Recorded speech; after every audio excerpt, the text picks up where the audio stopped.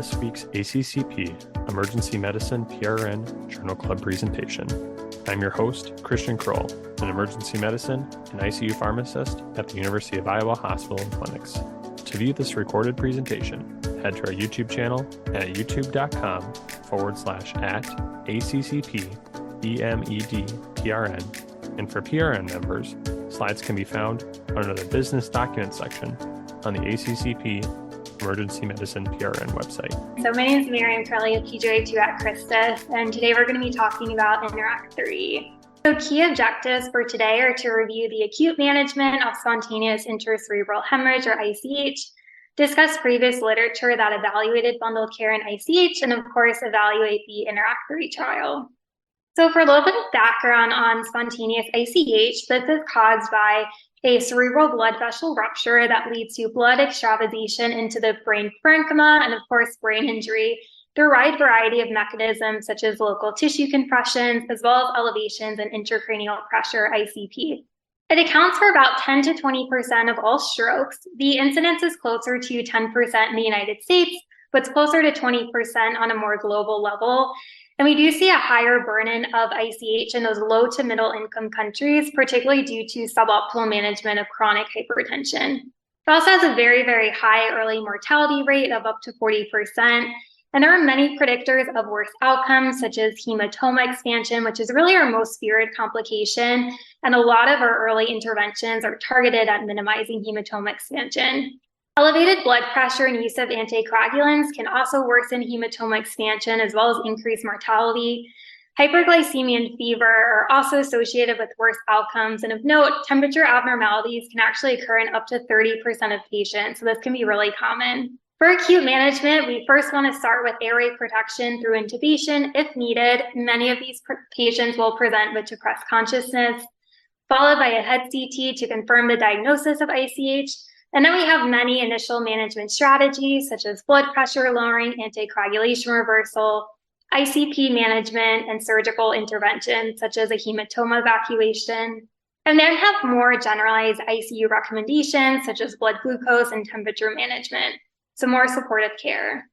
In terms of what the guidelines say, so in terms of blood pressure lowering, we only have lower level class 2 recommendations in this area, but it's recommended to initiate treatment within 2 hours and reach a target within 1 hour.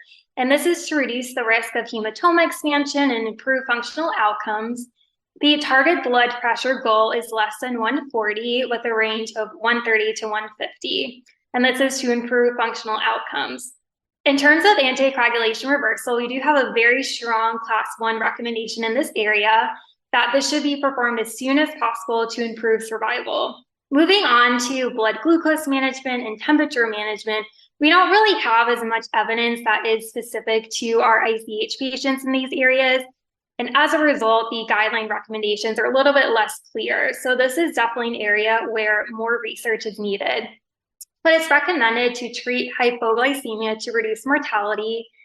And this really comes from more generalized ICU trials, such as the NICE sugar trial. And it's also recommended to treat moderate to severe hyperglycemia to improve outcomes.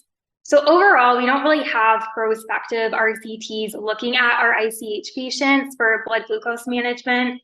We really just have some observational data to suggest that hypo or hyperglycemia can worsen outcomes. For temperature management, fever can worsen outcomes. However, actually treating a fever hasn't really been shown to improve outcomes. So we again only have a lower level recommendation that treating a fever may be reasonable. So overall, blood glucose and temperature management are really areas where we need a little bit more research.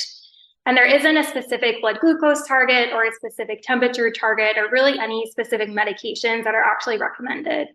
I did want to highlight some key randomized controlled trials that were landmark studies and did inform the guideline recommendations for blood pressure lowering. The first was ICH ADAPT in 2013 that compared a systolic pressure of less than 150 to less than 180, and they found that there was no difference in relative cerebral blood flow. So this trial really just dispelled that myth that rapidly dropping blood pressure could potentially precipitate cerebral ischemia. So the whole point of ICH ADAPT was to support the safety of blood pressure lowering that was being studied in INTERACT2 and ATTACH2, which were ongoing at the time. INTERACT2 looked at patients who had a systolic blood pressure of 150 to 220, and they compared a systolic pressure of less than 140 to less than 180. And they found no difference in death or disability at 90 days, but they did find lower MRS scores for the intensive blood pressure group in an ordinal analysis. ATTACH-2 looked at higher blood pressures than INTERACT-2, so they looked at patients with pressures of 180 to 240, and they compared a much lower systolic blood pressure of 110 to 139 versus 140 to 179. And they again found no difference in death or severe disability, but what they did find is that there were more renal adverse events in that intensive blood pressure group. So overall, I think it's really interesting to note with these two studies that these are really our most two important landmark studies that inform those guideline recommendations, but didn't really see much of a positive outcome. And I think this just really goes to show how high the morbidity and mortality rate is for this disease state. Where we did see a benefit, though, for blood pressure lowering was in later meta-analyses that did find a reduction in hematoma expansion. And there was actually an analysis conducted of INTERACT2 and ATTACH-2 that did show an improvement in functional outcomes for reaching those blood pressure goals. But overall, it's important to note that those benefits were not seen in those original two randomized controlled trials. Looking at bundled care in ICH, we have two studies to date. The first one was a 2011 study. This was a cluster randomized controlled trial, but a limitation here is that it only looked at ischemic stroke and acute ICH. And they studied the FEST protocol, which stands for fever, sugar, and swallowing. So they treated elevated temperatures with acetaminophen. They used insulin to treat sugar elevations, and the exact threshold depended on if patients had diabetes or not. And they conducted swallow evals within 24 hours. The ABC ICH project in 2019 was just an observational before and after study, so this wasn't an actual randomized controlled trial, but a strength was that they did only look at the spontaneous ICH patients. They applied the ABC care bundle, so it looked at rapid anticoagulation reversal with PCC for warfarin or DOACs within 90 minutes, as well as intensive blood pressure lowering. And again, we see that target of 130 to 140 within 1 hour, so kind of similar to what the guidelines recommend. And of note, these were two key interventions that were studied in INTERACT3, as well as immediate neurosurgical referral. Overall, the 2011 study found that the post-intervention group showed decreased suffer dependency at 90 days, and the ABC ICH project found that there was decreased 30-day mortality during and after implementation of the bundle.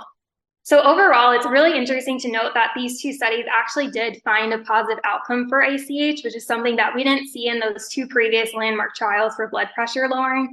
And overall, this is some pretty good preliminary evidence that care bundles could improve outcomes in ICH. I also wanted to point out that there was actually a post hoc analysis conducted of INTERACT2 in 2021. And this was actually performed by investigators of INTERACT3, which was ongoing at the time of this analysis. And they basically assigned baseline scores to abnormal physiologic parameters, such as systolic blood pressure elevations, blood glucose and temperature elevations, as well as warfarin use. And they found that higher scores were associated with major death or disability at 90 days. So overall, this provided some pretty compelling rationale for the INTERACT3 study. So we do have some pretty interesting data that care bundles improve outcomes, and not treating those abnormal physiologic parameters can worsen outcomes. The guidelines don't actually have a specific recommendation for bundled care at this time, but they do mention that the potential benefits of a bundle of care should be studied. So we are trying to see an interesting shift in our ICH management from isolated intervention to actual care bundles and protocol implementation. And this is something that already exists pretty commonly with our acute ischemic stroke patients, where we often will have protocols and code stroke activations, and those patients tend to be treated with it very aggressively with a lot of urgency. So we have very, very strict door to needle times and door to imaging times. Whereas that doesn't really exist for our ICH patients. A lot of times these patients are managed much more conservatively in a much more palliative manner, just because we accept that the morbidity and mortality rate is unfortunately so high, regardless of what we do. So it is really interesting to see the shift in management for ICH. But we do need more randomized controlled trials to really see if these protocols actually impact patient outcomes. So in comes the INTERACT3 trial. So this is the first randomized controlled trial that has evaluated care bundle that included blood pressure lowering in acute ICH. Their bundle included management of blood pressure, blood glucose, treatment of pyrexia, followed by anticoagulation reversal. In terms of its design, this was a pragmatic, international, and multi-center study. So they looked at 10 countries at 120 hospitals. Of note, most of the countries were in low to middle income countries, and those are the countries where we really see the highest burden of ICH. And of note, none of the countries were in the United States. They used a blinded endpoint, as well as a stepped wedge and cluster randomized design. So it's cluster randomized, meaning that every hospital was a cluster, and the randomization was on the hospital level as opposed to the patient level. And that's really because many of these interventions are very time sensitive, so enrolling individual patients can cause a lot of delays. In terms of this stepped wedge design, the randomization was to sequence 1, sequence 2, or sequence 3, and not usual care versus care bundle. So the sequence basically determined at what time point the hospital would transition from the usual care group into the care bundle. So there were 4 different time periods. During period 1, every hospital was in the usual care group. And then sometime during period 3, or period 4, the hospital would transition from usual care to care bundle. And then during period 4, every hospital was in the care bundle group. So during period 4, of note, there was no control group because everyone was in the care bundle. And overall, this was a discovery implementation type design. So investigators were trying to mimic what the process of rolling out a quality improvement project would look like. In terms of inclusion criteria, they looked at adult patients with spontaneous ICH who presented within 6 hours of stroke onset, and they excluded patients who had a secondary ICH that was due to a structural abnormality such as a traumatic injury or an aneurysm, or even an ICH due to reperfusion therapy such as thrombolysis, as well as patients who had a low likelihood of adherence to the study treatment. Their intervention was a protocol maintained for 7 days versus usual care, and there were 4 components of the care bundle. So early intensive blood pressure management with a goal of less than 140 within 1 hour, and their lower threshold was 130. They also looked at intensive control of elevated blood glucose, and their blood glucose range depended on if patients were diabetic versus non-diabetic. And that was to be implemented as soon as possible after treatment initiation. For treatment of pyrexia, their goal was less than 37.5 within 1 hour. And then for anticoagulation reversal, this was only in patients taking warfarin. So they actually didn't mention patients who were on direct oral anticoagulants because, again, the study wasn't conducted in the United States. And that was to be conducted using fresh frozen plasma or FFP or PCC. And their goal INR was less than 1.5 within 1 hour.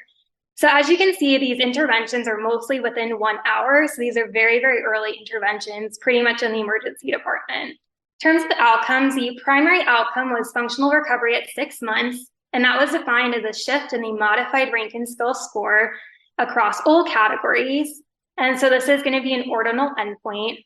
And for secondary outcomes, there are way too many to mention for the sake of time, but I did want to point out some key ones, which were a dichotomous analysis of the MRS scores at 6 months. So that's looking at the MRS score, the more nominal endpoint, as opposed to an ordinal endpoint, which is what the primary outcome was looking at, as well as death at 6 months.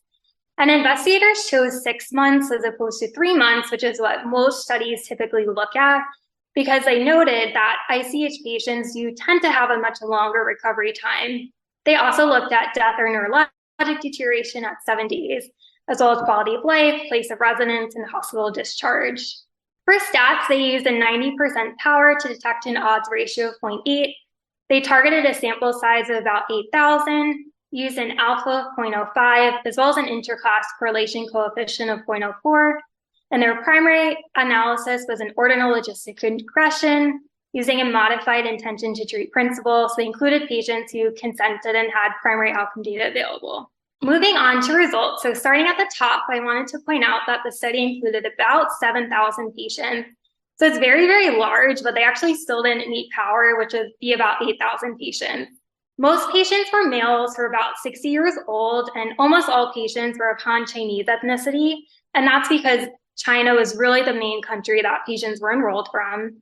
About 70% had a hypertension history, and 10% had a diabetes history. And before the stroke occurred, most patients had an MRS score of 0, which is no symptoms. So these patients were very, very healthy and high-functioning patients.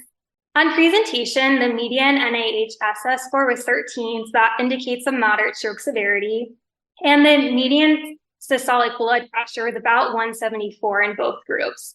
And they also denoted that hypertension was really the predominant cause of ICH in well over 90% of patients. In terms of abnormal physiologic variables, about 90% had an elevated blood pressure over 140. About a third of patients had hyperglycemia, and only about 1% of patients had temperature and INR elevations. So this is really important to note is that when we think of our care bundle, the blood pressure lowering component represents almost everyone in the trial. But looking at the other key components, especially for anticoagulation reversal and temperature management, we're unfortunately looking at a very, very small percentage of patients in the study. Looking at the actual implementation of the care bundle, so for blood pressure management, more patients in the care bundle group received an IV blood pressure lowering treatment during the first 24 hours. More patients reached the target, and they reached that target faster. So the median time to target was 2.3 hours for the care bundle versus about 4 hours for usual care. So they still didn't reach, though, that 1 hour goal target. As you can see in the image below, this depicts the control group in red and the intervention group in blue. And you can definitely see that the blood pressures in the intervention group are much lower.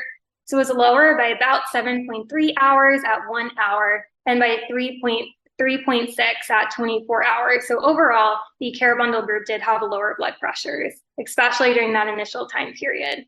Looking at other components of the bundle, so it's important to remember that we are talking about a much, much lower percentage of patients in this study. But in terms of blood glucose management, more patients received treatment and reached the target. And however, they reached the target at about the same time. So it was about 1 hour for both groups. In terms of treatment of pyrexia, again, more patients in the care bundle group received treatment and reached the target, and they reached the target faster. So it's 3 hours for the care bundle group versus 4 hours. So again, did not reach that within 1 hour target. However, for both the blood glucose bundle and the temperature management portion of the bundle, the actual blood glucose values and temperature values during the first 24 hours didn't really differ that much between the care bundle and usual care group. So overall, not really seeing as much of a difference as we did for the blood pressure lowering. In terms of anticoagulation reversal, so huge limitation here is that this is a very, very small number of patients. It was only about 11 patients in the care bundle group versus 15 patients in the usual care group. And this was mostly warfarin. There were actually only 2 patients in the entire trial who were on rivaroxaban. And the investigators really concluded that there were no clear differences noted for anticoagulation reversal. And I did want to point out how long the time to target was. So it was 27 hours in the care bundle group versus about 25.5 hours in the usual care group. So this is much longer than their goal, which was within 1 hour. In terms of what medications were used for blood pressure management, their most common agent was urapidol, which, as we can tell, is not available in the United States, followed by sodium nitroprusside, labetalol, and nicardipine, which is about 8% of patients, and nitroglycerin. For blood glucose control, oral agents were used in about 80% of patients, and insulin was only about 22 to 27% of patients. And then for treatment of pyrexia, hypothermia cooling with cap packing was most common. Acetaminophen was used in 12 patients versus 15 patients. We also had IV cooled saline infusions and metamizole, which is another drug that we do not have in the United States. Looking at the outcomes, so their primary outcome was a shift in modified Rankin scale scores. So that was an ordinal endpoint. And they actually did note a shift for the care bundle versus the usual care group. And this held for both the unadjusted and adjusted odds ratio. So the adjusted odds ratio was for things like country or other patient variables. And you can also see in the figure below is that we do have more patients in the intervention group who had an MRS score of 1, which is maybe mild symptoms, but no actual disability. We also have less patients in the intervention group who have those higher MRS scores of 4, 5, and 6, which is death or major disability. Some key secondary outcomes is that the care bundle did reduce mortality at 6 months. However, this was only for the unadjusted odds ratio, not the adjusted odds ratio. They also found no difference in major disability, which was an MRS score of 3 to 5 at 6 months. So it's interesting to note that when we look at the MRS score as an ordinal endpoint, we find a difference, but not when we look at it as a nominal endpoint. They also found no difference in death or neurologic deterioration at 7 days, but they did find that there were fewer serious adverse events for the care bundle group versus the usual care group. Authors ultimately concluded that findings do support the adoption of an active protocol for intensive blood pressure lowering and the management of other abnormal physiologic variables to improve recovery. And investigators also noted that blood pressure lowering was really the key component of the care bundle that was driving the benefit. It's also interesting to note that this is really the first 3 multi-center RCT that actually showed a positive outcome for an acute treatment of ICH.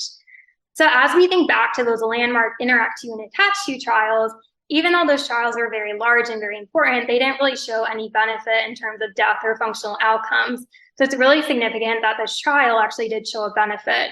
Moving on to critique, so the main strength of the study is that had a very, very large sample size and a very, very diverse patient population, and they really focused on the part of the world that does see the highest burden of ICH.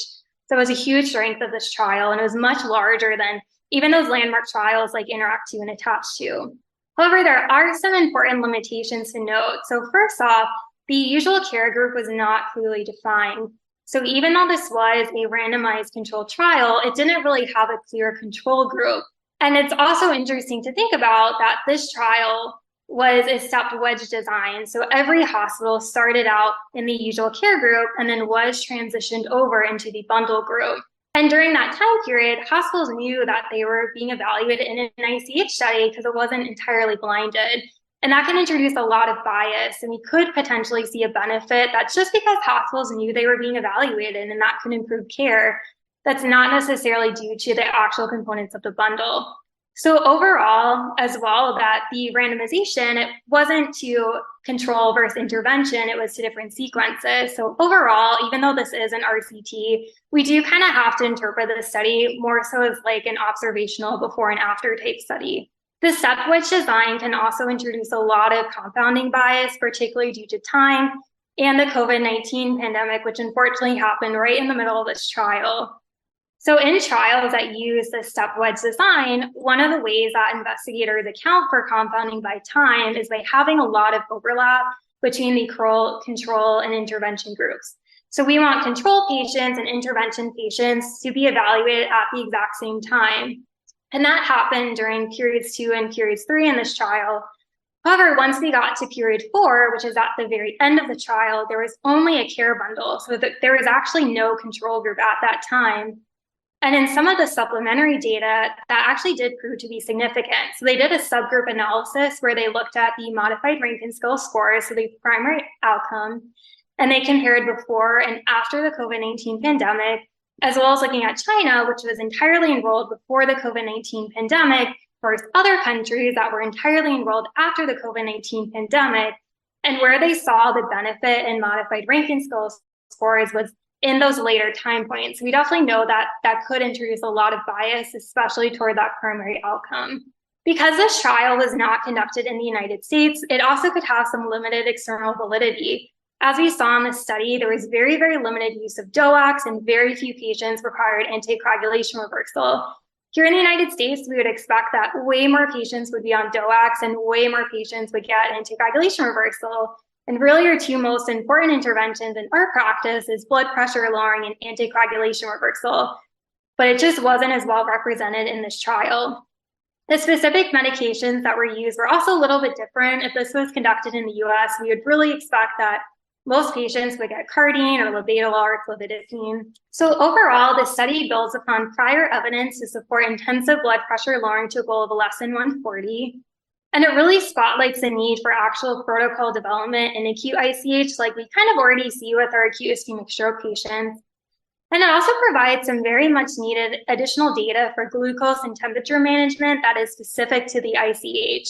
And overall, it really is a good reminder that maybe we should be a little bit more focused on glucose and temperature management earlier on, because our time goals for these were as soon as possible and within the hour. So that could very much be within the emergency department. But we oftentimes are only really focused on blood pressure control and bleeding reversal. So thank you for listening, and I can take any questions.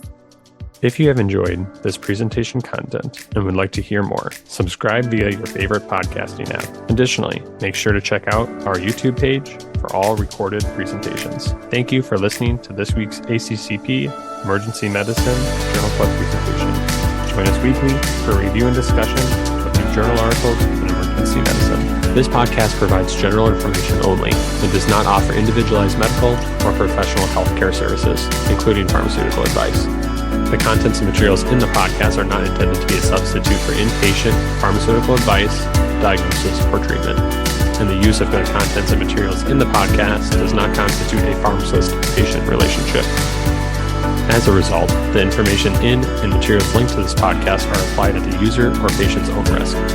Users or patients should consult their physician or personal healthcare professional. The user or patient should not ignore or delay seeking care because of something they heard on this podcast. In case of an emergency, the user or patient should contact their physician, call 911, or go to the nearest medical emergency facility. The views and statements expressed on this podcast are those of the host and guest and should not be interpreted to reflect the official position or policy of ACCP or the Emergency Medicine PRN.